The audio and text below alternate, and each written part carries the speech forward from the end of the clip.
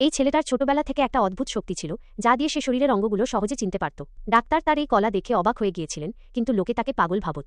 একদিন যখন সে কলেজে পড়তে গেল, তখন কাজ পড়ে গিয়ে একটা ছোট ছেলে অজ্ঞান হয়ে গেল। থমাস বলল, এর গলা চেপে ধরো। লোকটা এটাকেও পাগল ভেবে নিল, কিন্তু কিছুক্ষণ ভেবে সে চিকিৎসা করতে দিল। থমাস যেই গলায় হাত রাখল, ছেলেটা কথা বলতে শুরু করল, কিন্তু এখনও সমস্যা মেটেনি। তার পেটে একটা বড় কাঁচের টুকরো আটকে ছিল। থমাস মনের শক্তি দিয়ে দেখল ছেলেটার ফুসফুস কাজ করা বন্ধ করে দিয়েছে। সে বলল, এর তৎক্ষণাৎ সার্জারি করতে হবে। সে লোকেদের কাছে ছুরি চাইল। সবাই এটা শুনে অবাক হয়ে গেল। সে সিকিউরিটি গার্ডের কাছে ছুরি চাইল, কিন্তু গার্ড তাকে পাগল ভেবে এখান থেকে চলে যেতে বলল।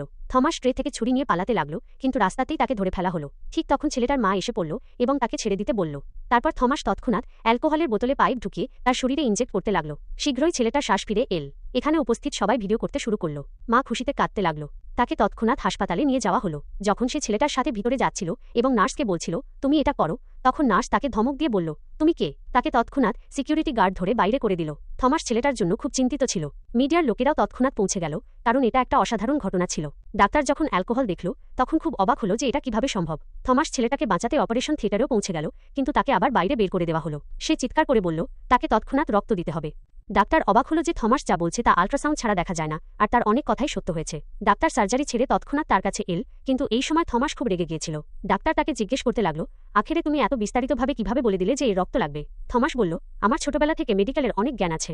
যখন সব ডাক্তারদের মিটিং চলছিল, থমাসের ভিডিও ভাইরাল হতে শুরু করল।